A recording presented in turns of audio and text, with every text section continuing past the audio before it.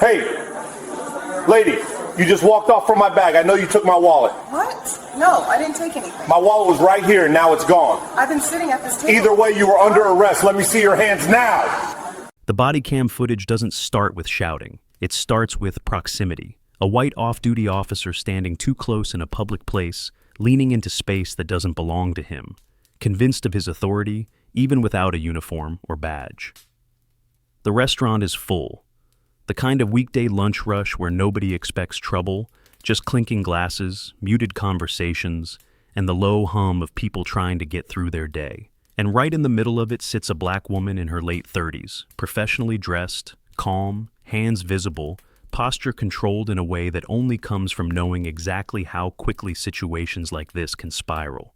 Before this goes any further, take a second and support the channel. Subscribe if you haven't already. Hit like if you believe these stories matter, and drop a comment telling us where you're watching from. Visibility is the only reason accountability ever happens.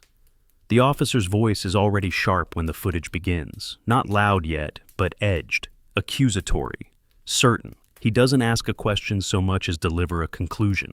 He says she took his wallet. He says he knows it. He doesn't explain how. He doesn't pause to consider another explanation.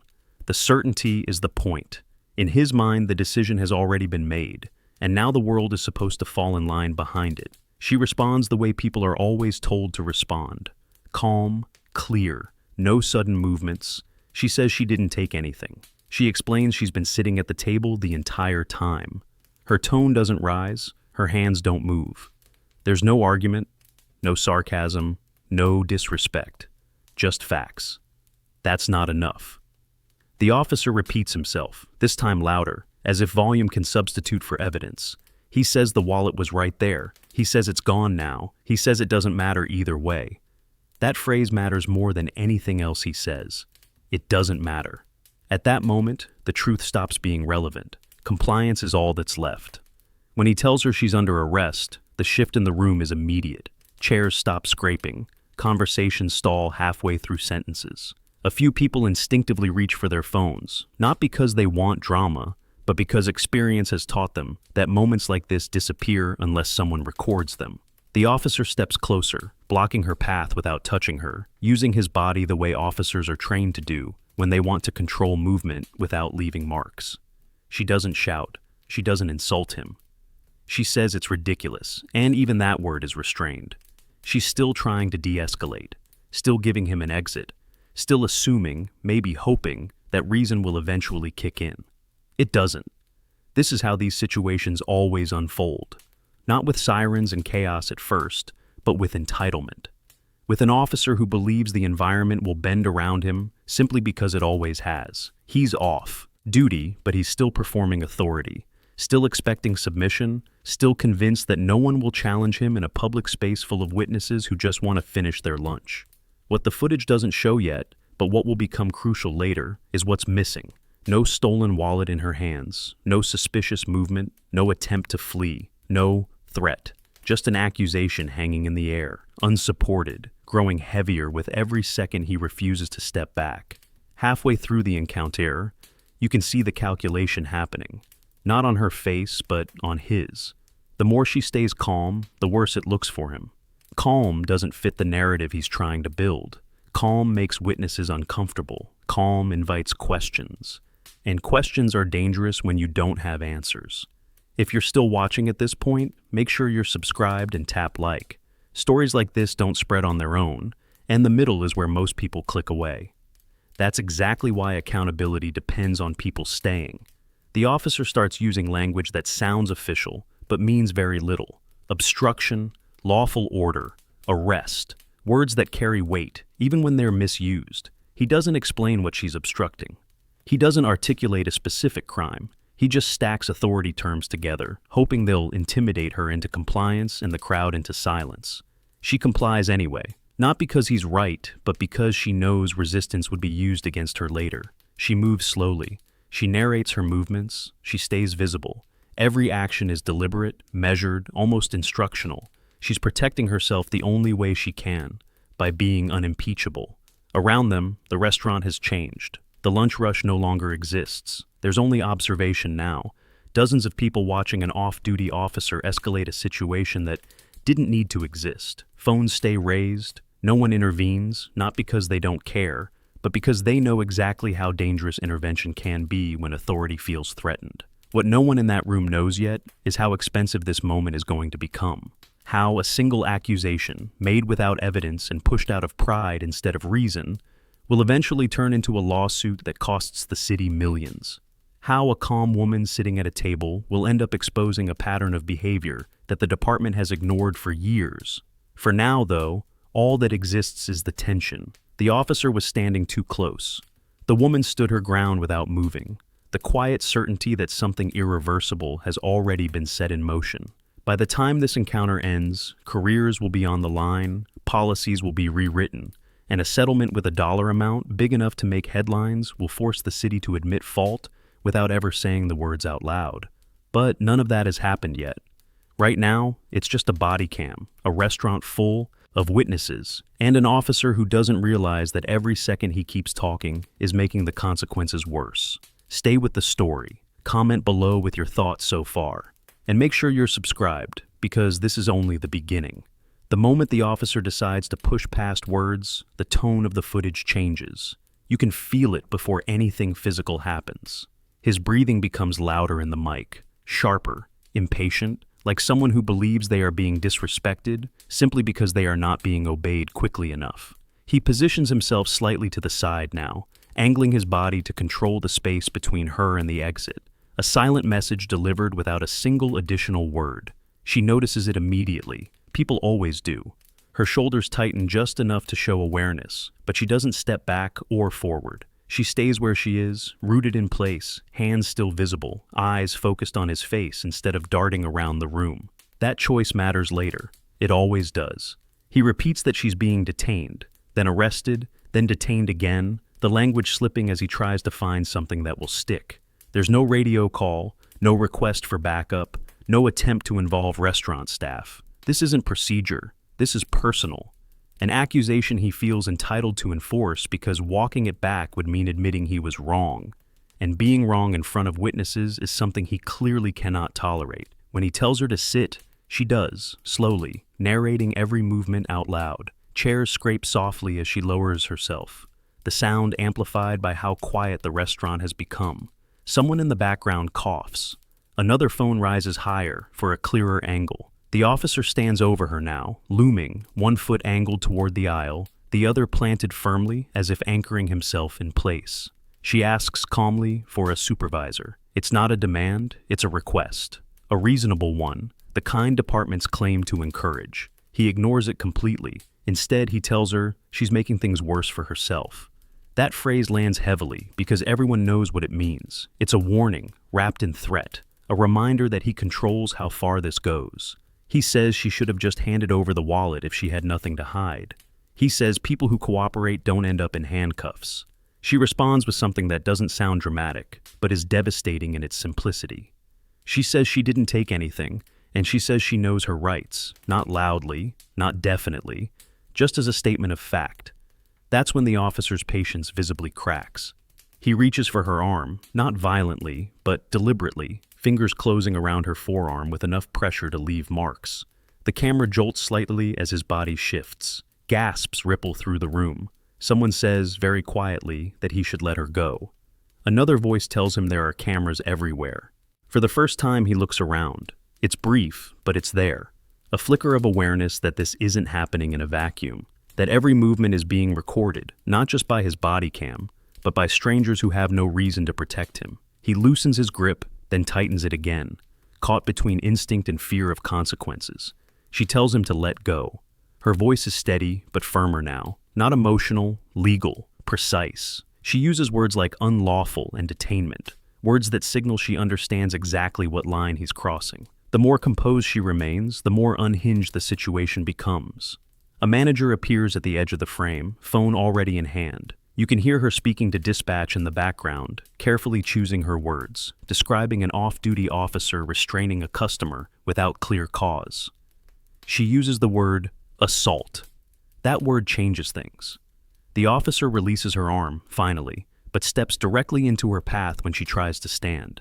He doesn't touch her again. He doesn't need to. His body is enough.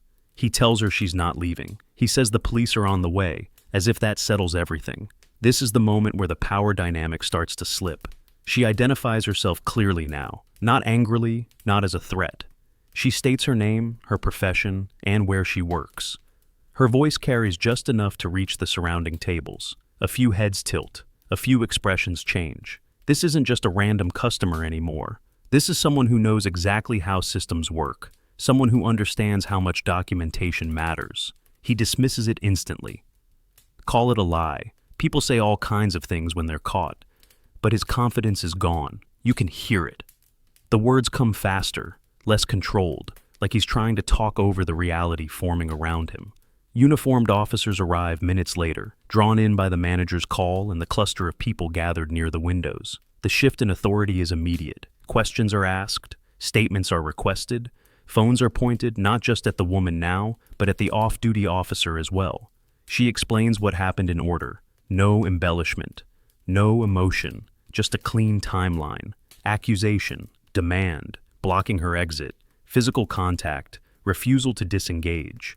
Multiple witnesses nod as she speaks. Someone offers to share their video, then another, and another. The off-duty officer stands apart now, suddenly quiet, suddenly very aware that this version of events isn't bending in his favor. He says little. When he does speak, it's defensive. He says he felt his wallet go missing. He says he acted on instinct. He avoids eye contact. A few minutes later, someone checks his car. The wallet is there. By the time that information reaches the group, the atmosphere has shifted completely. What started as an accusation has become something else entirely.